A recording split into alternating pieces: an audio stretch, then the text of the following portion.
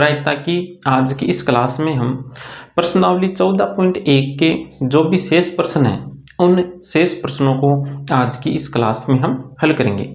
इस प्रश्नावली में देखो दो प्रश्न शेष हैं, एक तो प्रश्न नंबर 4 और एक प्रश्न नंबर 5। तो पहले प्रश्न नंबर 4 को करेंगे, उसके बाद प्रश्न नंबर 5 को। तो देखो प्रश्न नंबर 4 और 5 दोनों ही प्रश्नों में 3 सिक्कों को उछालने की बात हो रही है। तो 3 सिक्कों को जब हम उछालेंगे तो उछालने पर जो प्रतिदर्श समष्टि बनेगी वो बनेगी कुछ इस प्रकार। अब हमें यहाँ पर ये 4 घटनाएं दी गई हैं।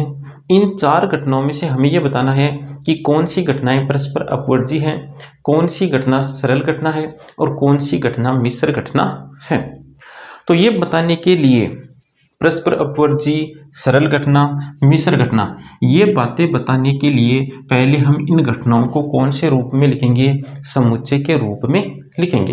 तो एक एक करके इन घटनाओं को हम समुच्चय के रूप में लिखते हैं।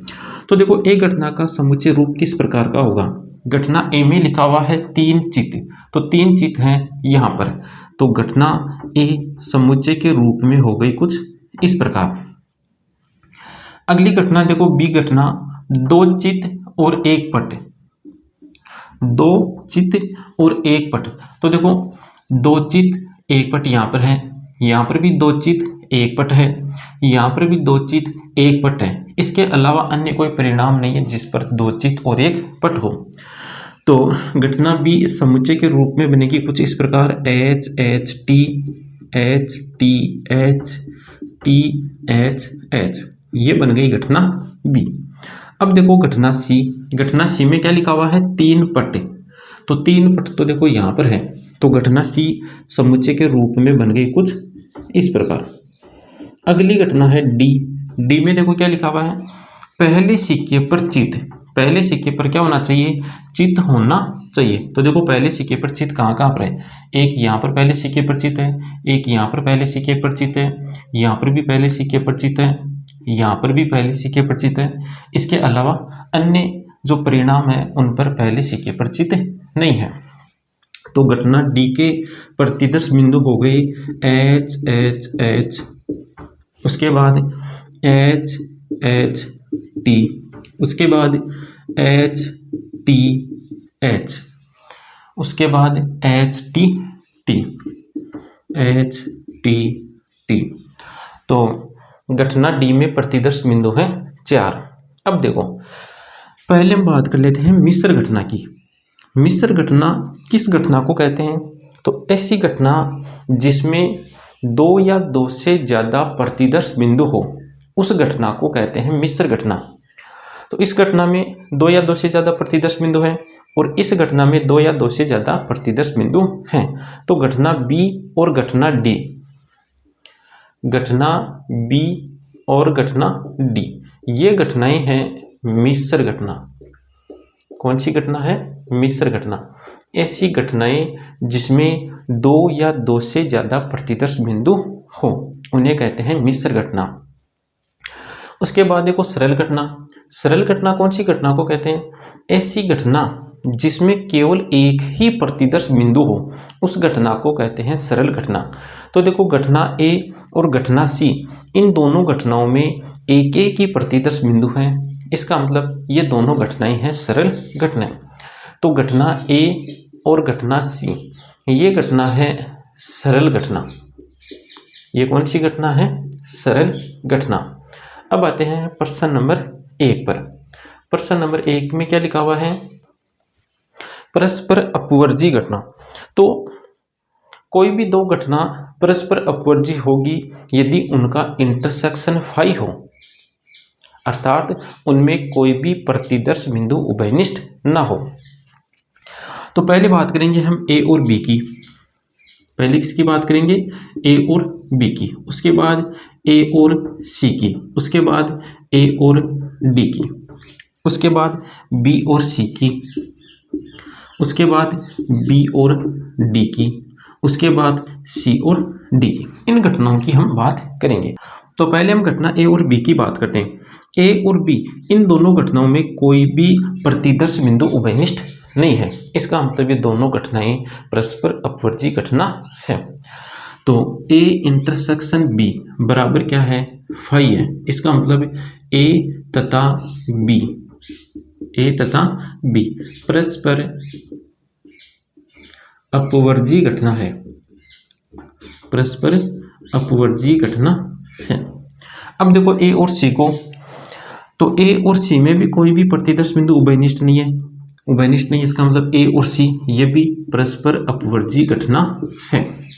A तथा C परस्पर अपवर्जी घटना है। उसके बाद देखो घटना A और D, घटना A और D, A और D में देखो प्रतिदर्श बिंदु उभयनिष्ठ है, ये प्रतिदर्श बिंदु क्या है, उभयनिष्ठ है। तो प्रतिदर्श बिंदु यहाँ पर उभयनिष्ठ है, इसका मतलब A और D ये परस्पर अपवर्जी घटनाएं नहीं है। तो यहाँ पर लिखेंगे हम A इंटरसेक्शन D बराबर नहीं है फाई के, अतः A तथा D, घटना A तथा D परस्पर अपवर्जी घटना, परस्पर अपवर्जी घटना नहीं है। उसके बाद देखो घटना B और C को, तो B और C इन दोनों में भी कोई भी प्रतिदर्श बिंदु उभयनिष्ठ नहीं है, कोई भी प्रतिदर्श बिंदु उभयनिष्ठ नहीं है। इसका मतलब ये दोनों घटनाएं भी कैसी हैं, परस्पर अपवर्जी घटनाएं हैं। तो घटना घटना B तथा C, B तथा C परस्पर अपवर्जी घटना है। उसके बाद है B और D, घटना B और D, इन दोनों में भी देखो उभयनिष्ठ प्रतिदर्श बिंदु मिल जाएंगे। ये वाला प्रतिदर्श बिंदु उभयनिष्ठ है, इसके अलावा ये वाला प्रतिदर्श बिंदु भी क्या है, उभयनिष्ठ है। तो इनका इंटरसेक्शन फाई नहीं है, B इंटरसेक्शन D फाई नहीं है। इसका मतलब घटना B तथा D परस्पर अपवर्जी घटना नहीं है। अगली घटना है C और D, अगली घटना क्या है, C और D। तो C और D में भी देखो कोई भी प्रतिदर्श बिंदु उभयनिष्ठ नहीं है, तो C इंटरसेक्शन D बराबर क्या है, फाई, अतः C तथा D, घटना C तथा D परस्पर अपवर्जी घटना है, परस्पर अपवर्जी घटना है। कोई भी दो घटनाओं की हम बात करें, उन दोनों घटनाओं का इंटरसेक्शन फाई मिल जाए तब तो वो घटनाएं परस्पर अपवर्जी घटनाएं होगी, और यदि दोनों घटनाओं का इंटरसेक्शन फाई नहीं है तब वो दोनों घटनाएं परस्पर अपवर्जी घटनाएं नहीं होगी। तो इस प्रकार हमें इस प्रश्न नंबर 4 को हल करना है।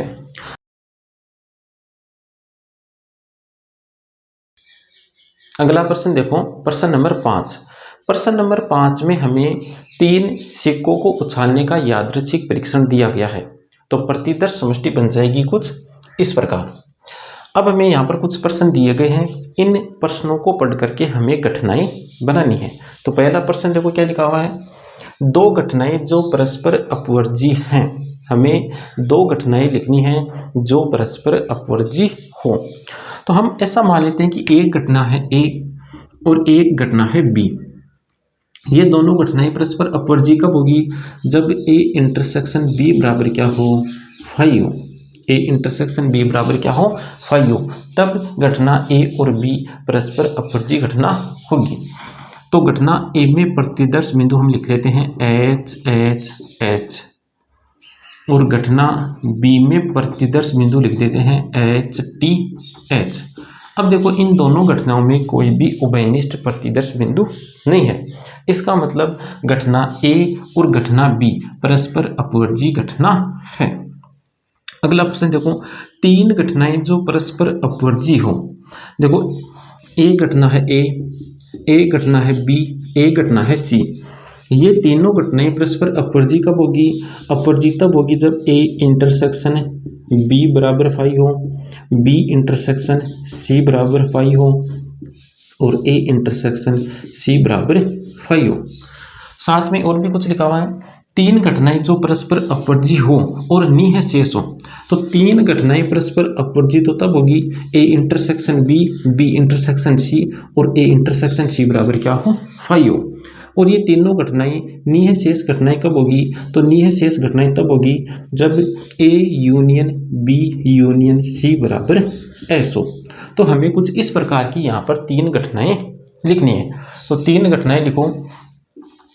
तो देखो, एक घटना में प्रतिदर्श बिंदु लिख रहे हैं हम H H H H H T H T H. अब देखो घटना बी में हम प्रतिदर्श बिंदु लिखेंगे। देखो, घटना ए में प्रतिदर्श बिंदु लिखे हैं हमने ये, घटना बी में प्रतिदर्श बिंदु लिख दो ये, और घटना सी में प्रतिदर्श बिंदु लिख दो ये। तीनों घटनाओं में देखो कोई भी प्रतिदर्श बिंदु उभयनिष्ठ नहीं है, मतलब ए इंटरसेक्शन बी भी फाई होगा, ए इंटरसेक्शन सी भी फाई है और बी इंटरसेक्शन सी भी क्या है, फाई। और तीनों घटनाओं का सम्मिलन करने पर हमें क्या मिल जाएगा, एस मिल जाएगा। तो ये तीन घटनाएं यहाँ पर लिखो। बी घटना में प्रतिदर्श बिंदु है T H H H T T T H T. उसके बाद है घटना सी।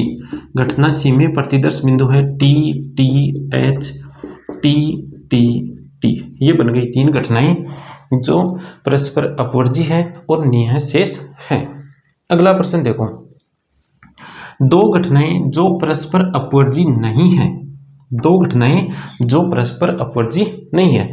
तो हम बात कर लेते हैं एक तो घटना ए और एक घटना बी की। ये दोनों घटनाएं परस्पर अपवर्जी कब नहीं होगी, जब इनका इंटरसेक्शन फाई ना हो, मतलब इनमें कोई ना कोई प्रतिदर्श बिंदु उभयनिष्ठ है। तो देखो, घटना ए तो कुछ इस प्रकार बना देंगे हम, इसमें प्रतिदर्श बिंदु बना देंगे H H H H T H, और घटना बी बना देंगे कुछ इस प्रकार एच एच एच। अब देखो, इन दोनों घटनाओं में प्रतिदर्श बिंदु ये उभयनिष्ठ है। इसका मतलब ए इंटरसेक्शन बी फाई नहीं है, फाई नहीं है तो ए और बी घटना को क्या कहेंगे कि ये घटना परस्पर अपवर्जी घटना नहीं है। अगला प्रश्न देखो, दो घटनाएं जो परस्पर अपवर्जी हैं किंतु निःशेष नहीं है। दो घटनाएं जो परस्पर अपवर्जी है किंतु निःशेष नहीं है। देखो, एक घटना हम मान लेते हैं ए, एक घटना मान लेते हैं बी। ये दोनों घटनाएं कौन सी घटनाएं हो, परस्पर अपवर्जी हो, मतलब ए इंटरसेक्शन बी बराबर क्या हो, फाई हो, किंतु निःशेष नहीं हो। निःशेष नहीं होने का मतलब इनका यूनियन एस के बराबर ना हो। तो इस प्रकार की हमें दो घटनाएं बनानी है जिनका इंटरसेक्शन फाई हो और यूनियन एस के बराबर ना हो। तो देखो, ए और बी घटनाएं कुछ इस प्रकार की बना लेते हैं। फिर घटना ए में तो अवयव लिख देते हैं H H T T H H, और घटना बी में अवयव या प्रतिदर्श बिंदु लिख देते हैं टी टी एच और टी टी टी। देखो, दोनों घटनाओं में कोई भी प्रतिदर्श बिंदु उभयनिष्ठ नहीं है। ए इंटरसेक्शन बी बराबर क्या है, फाई, और दोनों का सम्मिलन करने पर एस हमें नहीं मिलेगा। तो ये है दो घटनाएं जो परस्पर अपवर्जी है किंतु निःशेष नहीं है। अगला उदाहरण देखो, तीन घटनाएं परस्पर अपवर्जी हो किंतु निःशेष नहीं। तो तीन घटनाएं परस्पर अपवर्जी कब होगी, जैसे एक घटना है ए, एक घटना है बी, एक घटना है सी। ये तीनों घटनाएं निःशेष घटना कब होगी, जब A intersection B, B intersection C और ए इंटरसेक्शन सी बराबर क्या हो, फाई हो, किंतु निःशेष नहीं, मतलब इनका सम्मिलन करने पर एस नहीं मिलना चाहिए। तो इस प्रकार की तीन घटनाएं लिखो। घटना ए में प्रतिदर्श बिंदु लिख दिया एच एच एच, घटना बी में प्रतिदर्श बिंदु लिख दिया एच टी एच, और घटना सी में प्रतिदर्श बिंदु लिख दिया टी टी टी। देखो, ए और बी इन दोनों का इंटरसेक्शन फाई है, बी और सी का इंटरसेक्शन फाई है, ए और सी का भी इंटरसेक्शन फाई है। साथ में इनका सम्मिलन या इनका यूनियन लेने पर हमें एस नहीं मिलेगा। तो ये हमने तीन घटनाएं लिखी हैं जो परस्पर अपवर्जी हैं किंतु निःशेष नहीं है। तो इस प्रकार हमें इस प्रश्न को हल करना है। उदाहरण नंबर 3 देखो, इस उदाहरण में हमें यादृच्छिक परीक्षण दे रखा है 3 सिक्कों को उछालने का, तो प्रतिदर्श समष्टि बन जाएगी ये। अब यहाँ पर ये 3 घटनाएं दी गई हैं, घटना ए, घटना बी और घटना सी। अब प्रश्न ये कह रहे हैं कि ये जो 3 घटनाएं हैं, क्या ये तीनों घटनाएं परस्पर अपवर्जी और निःशेष घटनाएं हैं? तो देखते हैं कि ये तीनों घटनाएं परस्पर अपवर्जी और निःशेष घटनाएं हैं या नहीं है। तो इसके लिए पहले हम इन घटनाओं को लिखेंगे समुच्चय के रूप में। तो देखो पहली घटना क्या है? पहली घटना है कोई चित्त प्रकट ना हो। तीनों सिक्कों को उछालें तो तीनों सिक्कों पर हमें चित्त नहीं मिलना चाहिए, मतलब तीनों सिक्कों पर क्या आना चाहिए? पट आना चाहिए। तो इस घटना ए का जो परिणाम है या इस घटना ए का जो प्रतिदर्श बिंदु है वो है टी टी टी। अगली घटना देखो, घटना बी, तथ्यतः एक चित्त प्रकट हो, मतलब तीनों सिक्कों को उछालने पर हमें केवल एक ही चित्त मिले। तो देखो केवल एक ही चित्त कहाँ पर है? तो केवल एक ही चित्त है यहाँ पर। तो घटना बी के प्रतिदर्श बिंदु बन गए H T T T H T T T H. अब आओ घटना सी में। घटना सी क्या है? कम से कम 2 चित्त प्रकट हो। कम से कम 2 चित्त प्रकट हो, मतलब चित्त की संख्या 2 या 2 से क्या हो? ज़्यादा हो। तो देखो चित्त की संख्या 2 या 2 से ज़्यादा कहाँ पर है? तो देखो यहाँ पर चित्त की संख्या 2 है, यहाँ पर चित्त की संख्या 2 है और यहाँ पर चित्त की संख्या 2 है और यहाँ पर चित्त की संख्या 3 है। कम से कम 2 चित्त प्रकट हो, इस बात का मतलब ये है कि चित्त की संख्या 2 और 2 से क्या हो? ज़्यादा हो। तो 2 और 2 से ज़्यादा चित्त की संख्या है इन परिणामों पर।